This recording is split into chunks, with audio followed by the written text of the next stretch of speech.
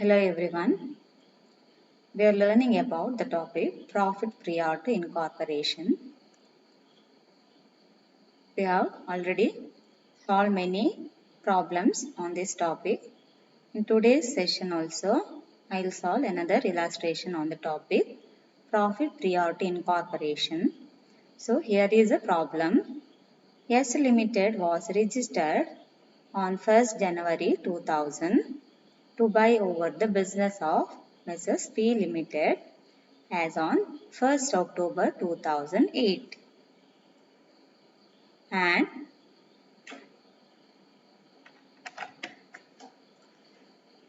obtained its certificate for commencement of business on 1st February 2009.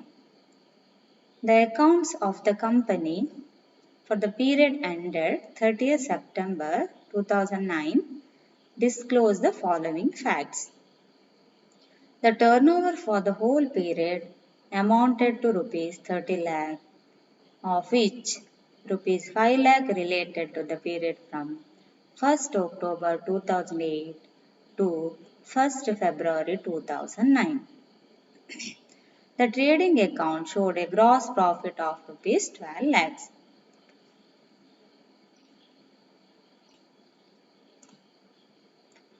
The following items appear in the profit and loss account.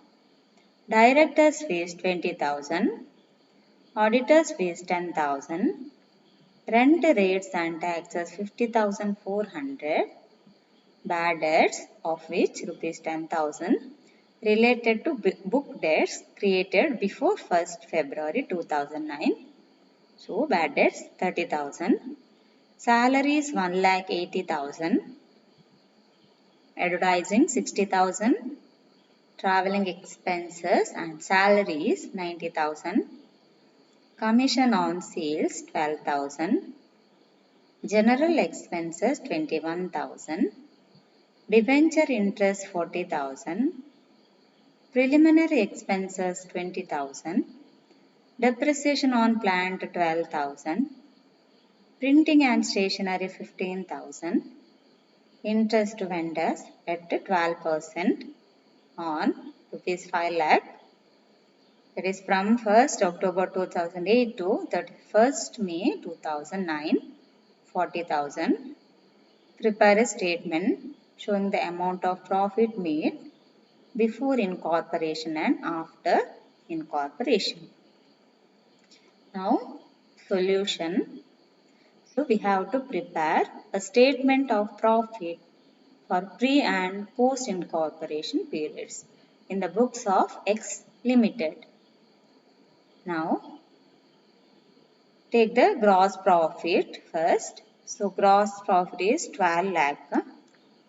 Total gross profit is how much?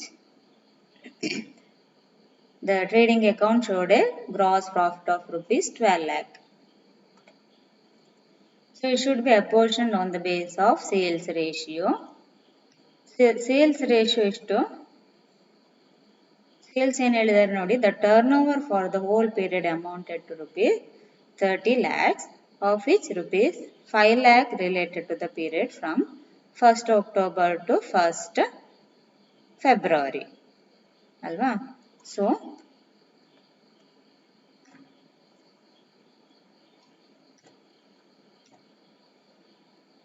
30 lakhs minus 5 lakh, 25 lakh.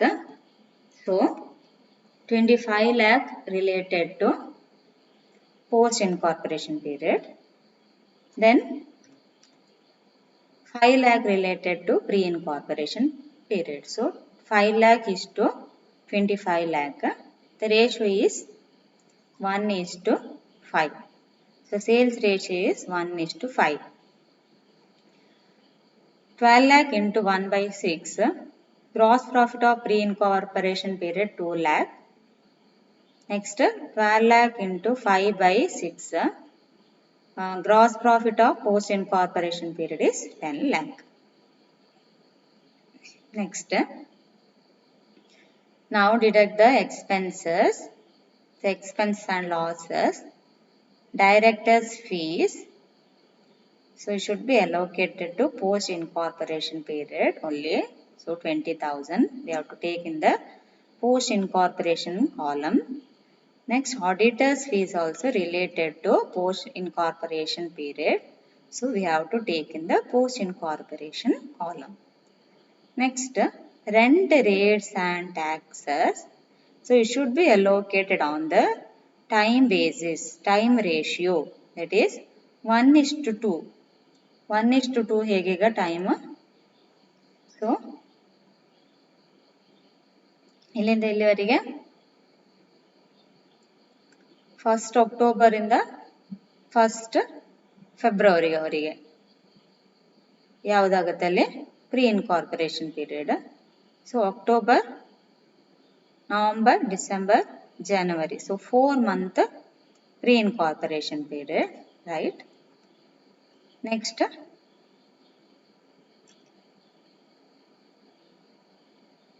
8 month post incorporation ಅಲ್ಲಿರುವಂತ months, total months. So 4:8 ಅಂತ ಹೇಳಿದ್ರೆ ಎಷ್ಟಾಯ್ತು ಅಲ್ಲಿ 1:2. So time ratio 1:2. Rent rates and taxes total 54,000. So 18,000 pre incorporation period ಗೆ ಆಗುತ್ತೆ. ಆನಂತರ post incorporation period ಅಲ್ಲಿ 36,000.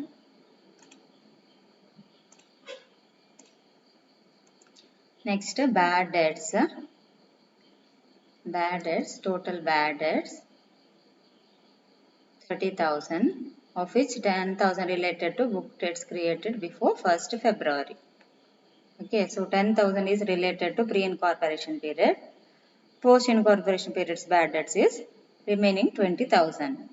Next, salaries, total salary 1,80,000. So it should be apportioned on the base of time ratio. Time ratio is 1:2. 1,80,000 into 1/3. So for pre-incorporation period, salary 60,000. For post-incorporation period, salary 1,20,000. Next, advertising, sales ratio the ಮೇಲೆ ಈಗ apportionment ಮಾಡಬೇಕಾಗತ್ತೆ ಇಲ್ಲಿ. Sales ratio 1:5. 60,000 into 1/6, 10,000. 60,000 into 5/6, 50,000. Traveling expenses and salary. So traveling expenses ಕೂಡ ಅಷ್ಟೇ sales ರೇಷಿಯೋದಲ್ಲೇ ಅಲ್ವಾ 1:5 ratio. So 90,000 into 1/6, 15,000. 90,000 into 5/6, 75,000. Commission on sales again sales ರೇಷಿಯೋದಲ್ಲಿ allocate ಮಾಡಬೇಕಾಗತ್ತೆ. 12,000 ಇದೆ commission on sales. 12,000 into 1/6, 2,000. For pre-incorporation period ಗೆ. For post-incorporation period ಗೆ commission ಎಷ್ಟಾಗುತ್ತೆ ಅಲ್ಲಿ 10,000. Next, general expenses, time ratio 1:2. 21,000 into 1/3, 7,000. 21,000 into 2/3, 14,000 to post-incorporation period. Next, debenture interest. So debenture interest is related to post-incorporation period. So we have to take in the post-incorporation column, total 40,000. Preliminary expense also related to post-incorporation period, that means 20,000. Next, depreciation on plant. So depreciation on plant is apportioned on the basis of time ratio, 12,000. So 12,000 total depreciation into 1/3, 4,000. 12,000 into 2/3, 8,000.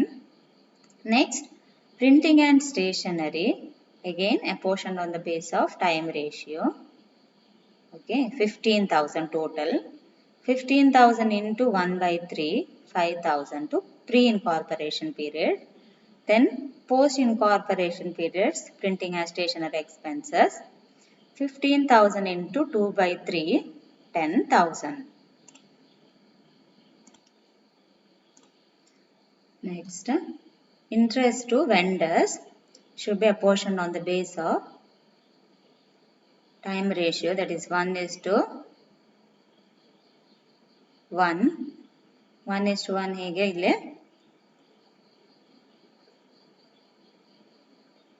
So ಇಲ್ಲಿಂದ ಇಲ್ಲಿವರೆಗೆ ಅಂತ ಹೇಳಿದೆ ನೋಡಿ, 1st October to 31st May ಅವರಿಗೆ ಅಲ್ವಾ. So first ಜನವರಿಯಿಂದ 1st October ಇಂದ 1st February ಏನಿದೆ ಇಲ್ಲಿ pre incorporation period, post incorporation period 1st February ಇಂದ 30th September ಅವರಿಗೆ ಪೋಸ್ಟ್ ಇನ್ಕಾರ್ಪೊರೇಷನ್ ಪೀರಿಯಡ್. ಸೊ ಅಲ್ಲಿ 31st May ವರೆಗೆ ಅಂತ ಹೇಳಿದ್ರೆ ಏನಾಯ್ತು ಅಲ್ಲಿ ಅಕ್ಟೋಬರ್ ಇಂದ 31st May ಅಂತ ಹೇಳಿದ್ರೆ October, November, December, January, February, March, April, May, right. So 8 months.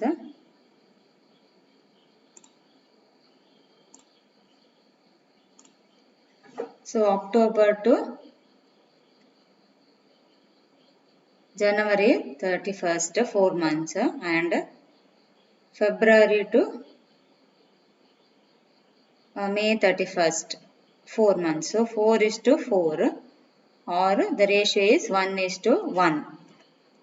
So interest vendors ಎಷ್ಟು ರೇಷಿಯೋ ತಗೊಳ್ಬೇಕು ನಾವು ಇಲ್ಲಿ, time ratio 1:1. So adjusted time ratio is 1:1. That is 4 months is to 4 months or 1:1. So 40,000 into 1/2 20,000. 40,000 into 1/2 20,000. Total expenses 6,04,000. 1,51,000 expense of pre-incorporation period. Total expense of post-incorporation period 4,53,000. Now gross profit ಇಂದ ಈಗ minus ಮಾಡಿ total expense ಅನ್ನ 12 lakh minus 6,04,000 will get net profit of 5,96,000.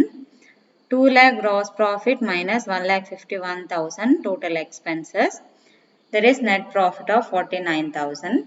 10 lakh minus 4,53,000 total expenses, so there is net profit of 5,47,000.